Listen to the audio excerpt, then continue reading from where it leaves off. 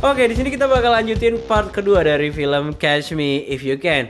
Nah, buat teman-teman semua yang belum nonton part satunya, kalian bisa langsung aja klik link yang udah gue taruh di deskripsi atau di pin komen, oke? Well, scene pun berpindah ke apartemen ayahnya Frank. Ayahnya yang baru pulang dari berbelanja pun kaget melihat kehadiran Carl yang sudah berada di dalam apartemennya. Carl mengatakan bahwa ia adalah seorang agen FBI yang sedang mencari Frank Abagnale Jr.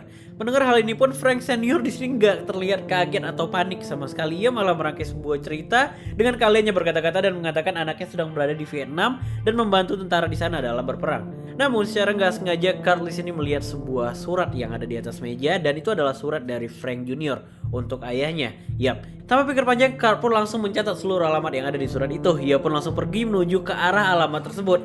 Namun sesampainya di sana mereka nggak menemukan siapapun. Mereka hanya melihat kamar kosong dengan sebuah ijazah kedokteran yang terpampang di dinding. Yap, sebuah ijazah yang beratasnamakan Frank Connors. Scene pun berpindah ke sebuah rumah. Yap, itu adalah rumah Brenda. Terlihat Frank beserta keluarga besar Brenda berkumpul untuk makan malam bersama. Karena Frank tahu keluarga Brenda ini adalah penganut Lutheran yang straight banget, ia pun berpura-pura seolah ia adalah bagian dari agama tersebut. Nah, di sini dia juga diminta buat memimpin doa sebelum makan. Lucunya di sini bukannya dia baca doa, malah dia di sini membacakan quotes yang pernah dibacakan oleh ayahnya dulu. Tapi karena sikapnya yang meyakinkan, ia pun berhasil memanipulasi keluarga Brenda ini. Singkat cerita, Frank pun ditanyakan beberapa pertanyaan oleh orang tua Brenda. Frank mengaku sebagai seorang dokter. Ia juga mengaku pernah kuliah hukum selama 1 tahun di Berkeley University. Dan ternyata ayahnya Brenda ini juga merupakan alumni dari universitas tersebut.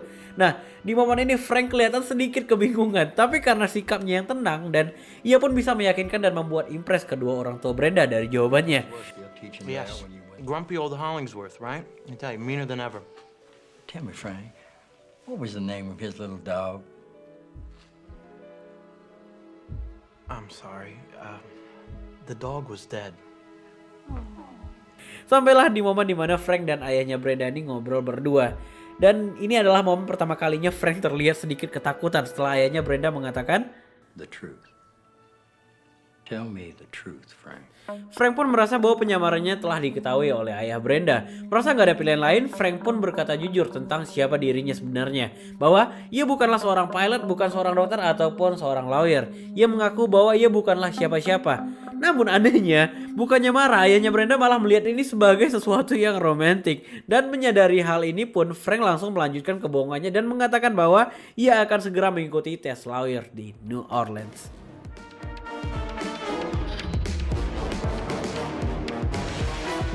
Well, seiring berjalannya waktu, hubungan antara Frank dan keluarga Brenda pun semakin dekat nih teman-teman. Frank pun sekarang udah lulus dari tesnya dan dia pun bekerja di kantor ayahnya Brenda. Iya, dia menduduki sebuah jabatan yaitu sebagai asisten jaksa.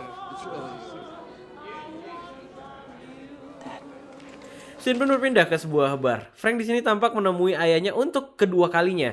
Yap, di momen ini sebenarnya ia ingin memberitahu ayah tentang pernikahannya dengan Brenda dan dia pun memberikan 2 buah tiket untuk ayah dan ibunya. Singkatnya, Frank ini ingin kedua orang tuanya tuh datang dan menghadiri pernikahannya. Dan dia juga ingin impress kedua orang tuanya atas apa yang telah ia capai saat ini. Dan berharap juga hubungan antara ayah dan ibunya dapat membaik. Namun wajah bahagia Frank seketika hilang setelah mendengar perkataan ayahnya bahwa She won't see me. Why don't you call her right now? I have 2 first-class tickets to go see her. Your mother's married now to my friend Jack Barnes. They have a house. iya, ayahnya mengatakan bahwa ibunya telah menikah lagi dengan teman ayahnya yang dimana pernah ia jumpai dulu. Nah, di momen ini pertama kalinya Frank terlihat sangat kecewa atas apa yang ia alami. Frank juga mengatakan bahwa ia akan segera berhenti dari apa yang telah ia kerjakan. Tapi ayahnya Frank malah tidak mendukung hal itu. Di sini Frank yang kecewa memilih untuk pergi tanpa mengatakan kemana ia akan pergi kepada ayahnya. Someplace exotic? Where you going tonight? Scene pun berpindah ke markas FBI. Malam ini adalah malam Natal kedua sejak terakhir kalinya Frank menelpon Carl. Dan untuk kedua kalinya juga Frank menelpon dan meminta Carl untuk berhenti mengejarnya. Frank mengatakan bahwa ia hanya ingin hidup damai dan akan segera menikah. Gak seperti malam Natal sebelumnya, di sini Carl sama sekali gak ada menertawakan permintaan Frank itu. Dia cuma menjawab secara logik dengan mengatakan bahwa Frank gak bisa lolos dari hukum gitu aja karena ia telah bersalah dengan memasukkan cek sebesar 4 juta US dollar. Stop chasing me. I can't stop. It's my job. It's okay, girl. Merry Christmas, huh? Ya, malam itu adalah malam pesta pernikahan antara Frank dan Brenda. Tapi Carl berhasil melacak keberadaan Frank di sini. Carl pun datang persis di tengah-tengah acara pernikahan Frank. Sesaat sebelum Carl menemui Frank, Frank telah menyadari hal tersebut bahwa ia kedatangan seorang tamu yang tak diundang. Tanpa membuang-buang waktu, Frank pun langsung menarik Brenda ke kamarnya. Di momen ini Frank memastikan tentang perasaan Brenda kepadanya terlebih dahulu sambil mengeluarkan 2 buah koper yang berisikan uang. Frank pun mengakui tentang siapa dia sebenarnya, mulai dari profesi sesungguhnya, agama, dan cerita hidupnya secara singkat, tapi tidak nama aslinya. I ran away from home a year and a half ago when I was 16. You're not a Lutheran? I have enough money to last us for the rest of our lives. Look. Sesaat sebelum Frank meninggalkan pesta pernikahannya, ia meminta Brenda untuk menemuinya di Miami Airport dalam waktu 2 hari ke depan. Frank juga meminta agar Brenda pergi tanpa diketahui oleh siapapun, termasuk kedua orang tuanya. Brenda pun kembali mengatakan bahwa ia hanya ingin mengetahui nama sesungguhnya dari calon suaminya itu. Please, before you go, please tell me your name. Frank William Abagnale Jr.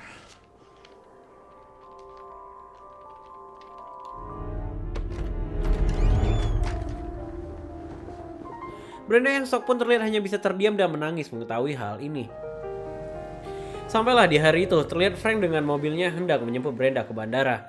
Melihat keberadaan Brenda, Frank dengan wajah bahagia pun segera turun dari mobilnya untuk menghampiri Brenda. Namun sesaat sebelum dia menghampiri Brenda, Frank melihat ternyata Brenda telah diawasi oleh FBI yang siap untuk menangkapnya. Dengan tenang, Frank pun langsung kembali ke mobilnya dan memilih untuk tetap stay di mobilnya sambil mengamati sekitar. Mengetahui belum ada satupun FBI yang melihatnya, Frank langsung memilih untuk pergi dari tempat itu.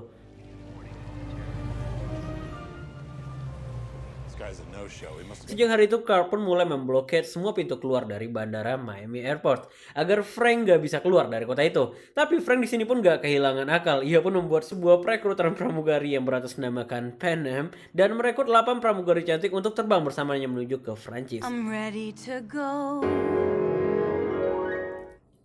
Yap, ini adalah Miami Airport. Terlihat Frank dan 8 pramugari yang telah ia pilih sedang berjalan dan dijaga ketat nih oleh semua agen FBI. Namun karena ia tersamarkan di tengah-tengah pramugari cantik itu, Frank pun berhasil kabur dan lolos dari seluruh agen FBI yang berada di sana. Seorang rekan dari Carl pun mengatakan bahwa ia melihat seorang pemuda menggunakan seragam pilot dan memakai topi dan ia mengira bahwa itu adalah Frank. Kemudian Carl pun bergegas menemui orang tersebut. Tapi ternyata orang tersebut hanyalah supir taksi yang akan menjemput seseorang dan ia mengatakan ia dibayar $100 untuk mengenakan seragam pilot. Saat ditanya akan menjemput siapa, supir tersebut mengeluarkan kertas yang tertulis nama Hanratty dan ini adalah momen kesekian kalinya Carl dikerjai oleh Frank. Seolah Frank ingin mengatakan bahwa ia akan selalu mengetahui semua rencana dari Carl. Gak butuh waktu lama, FBI pun segera menyadari hal ini dan sayangnya Frank sudah berada di atas pesawat yang terbang persis di atas mereka.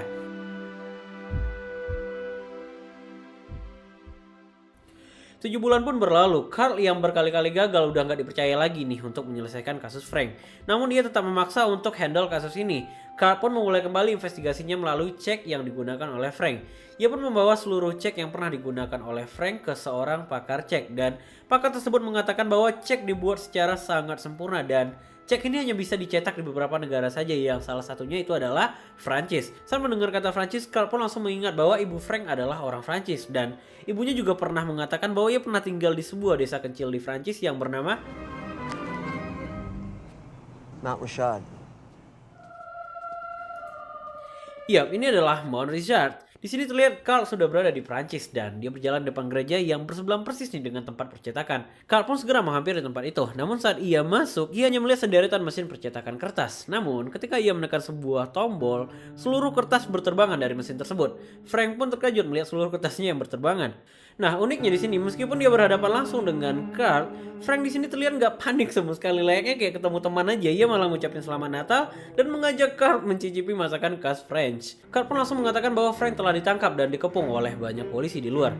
Mendengar ancaman ini bukannya takut, di sini Frank malah menertawai Carl. Frank mengakui bahwa ia sangat kesal terhadap Carl, bukan karena Carl yang selalu mengejarnya, melainkan karena Carl ini selalu membohonginya. Carl yang kesal pun di sini memberikan borgol kepada Frank, cuman Frank menolak untuk memakainya.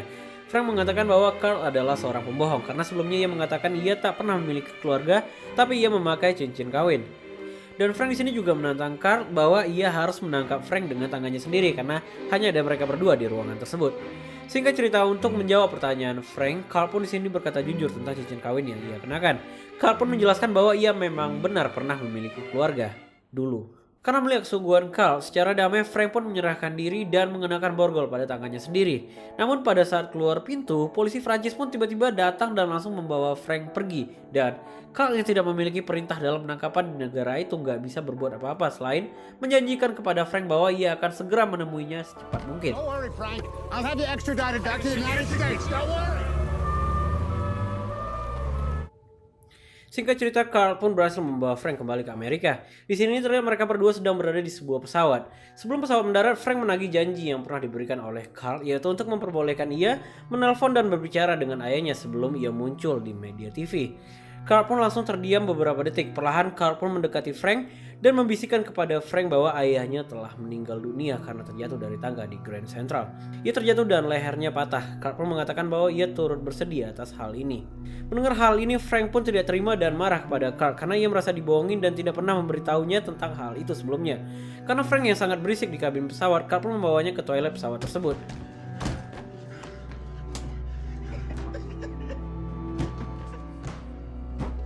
Di dalam toilet, Frank pun mengamuk dan gak percaya atas kematian ayahnya.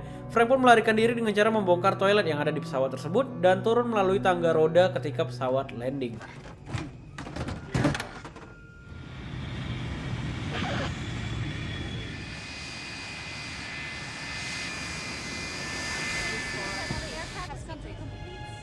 God Almighty. Bukan untuk kabur, melainkan Frank di sini mendatangi rumah ibunya. Dari jendela terlihat ibunya sedang membaca sebuah majalah. Tiba-tiba seorang gadis kecil melihat kemudian menghampiri Frank. Melalui kaca, Frank bertanya mana ibunya dan anak kecil itu menunjuk Paula. Yap, di sini Frank menyadari ibunya kini telah memiliki keluarga baru yang dimana membuat Frank gak bisa berbicara sepatah kata pun. Gak lama setelah itu polisi pun datang dan Frank pun langsung menyerahkan diri dan meminta polisi untuk menangkap dirinya. Enak, Frank pun mendapat hukuman 12 tahun penjara dan ia ditempatkan di ruangan yang terisolasi. Well, setelah beberapa waktu, Carl pun datang untuk melihat keadaan Frank di penjara. Dan ia juga membawakan beberapa buku yaitu komik The Flash yang nama tokonya itu pernah dipakai oleh Frank. Dan Frank yang to the point langsung menanyakan maksud dari kedatangan Carl. Ia menjawab bahwa ia sedang dalam perjalanan ke bandara mengurus pemalsuan cek. Frank pun meminta Carl untuk menunjukkan ceknya. Nggak butuh waktu yang lama dan tanpa alat sekalipun Frank mengatakan itu adalah cek palsu. Sontak Carl pun terkejut melihat Frank bisa mengetahui hal tersebut hanya dengan melihatnya tanpa butuh bantuan apapun. Keesokan harinya Carl pun datang kembali, tapi kali ini dengan atasannya. Yap, ia mengajak atasannya untuk memperlihatkan keahlian Frank dalam melihat sebuah cek. Setelah diberikan sebuah sampel, Frank pun menjelaskan dengan detail tentang keaslian cek tersebut. Melihat kemampuan ini, atasan Carl pun kagum dan langsung menawarkan Frank untuk bekerja di bagian keuangan agen FBI.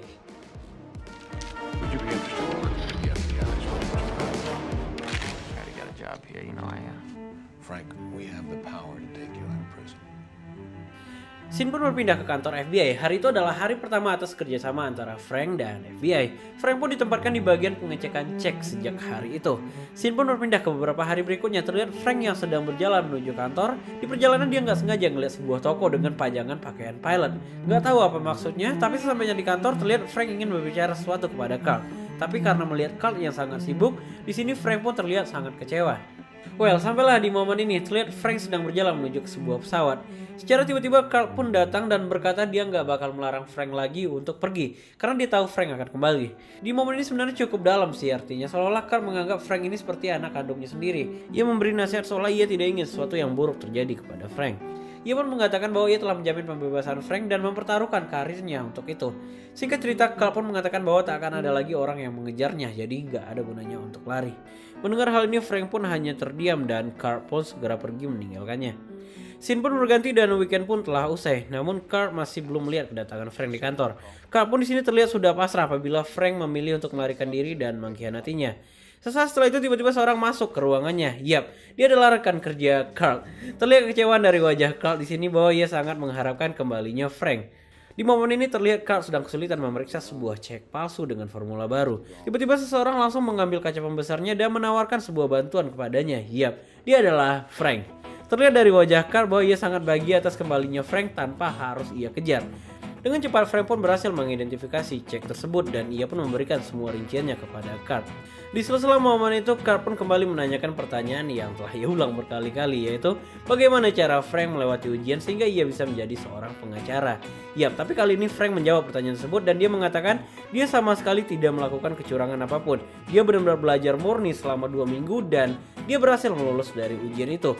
Jawaban ini sontak membuat Kurt kaget dan takjub sekaligus. Mulai dari hari itu Frank dan Kurt pun menjadi sahabat baik dan sama-sama bekerja untuk FBI. Dan yap, film pun selesai. Beberapa sumber mengutip bahwa Frank ini telah menikah selama 26 tahun dan memiliki 3 orang anak. Berkat keahliannya memeriksa keaslian cek, Frank digaji jutaan dolar per tahun dan Frank juga mendesain cek yang aman untuk digunakan setiap harinya oleh bank dan 500 perusahaan yang tergabung di Fortune. Dan yang paling penting adalah sampai hari ini Frank dan Kurt masih menjadi sahabat yang baik. Well, sedikit fun fact pada film ini, karena cerita itu diangkat berdasarkan true story, ada beberapa hal yang harus gue garis bawahi di sini. Yang pertama itu adalah tentang cerita hidupnya Frank. Awalnya itu dituliskan pada sebuah buku dan membutuhkan waktu selama 22 tahun untuk mentransfernya menjadi sebuah film yang kita tonton sekarang ini. Kemudian fun fact kedua adalah realitanya Frank udah gak pernah lagi berjumpa dengan ayahnya setelah ia memutuskan untuk pergi. Tapi ia tetap masih rutin mengirimkan surat kepada ayahnya. Fun fact ketiga adalah ayahnya Frank memiliki peranan yang sangat penting dalam kesuksesan film ini. Gak jarang dia keluar dari skrip tapi karena emosi yang sangat kuat membuat scene terlihat sangat natural dan lebih mendalami. Next, fun fact keempat atau yang terakhir. Frank mengakui bahwa cerita tentang dirinya sedikit dilebih-lebihkan di dalam film Catch Me If You Can. Tapi hal itu dimaksudkan agar cerita dapat dieksekusi lebih sempurna sehingga membuat film ini menjadi salah satu film paling sukses dalam sejarah perfilman. Anyways, itulah semua hal tentang film Catch Me If You Can. Gimana menurut kalian tentang film ini? Kalian bisa komentar di bawah ya.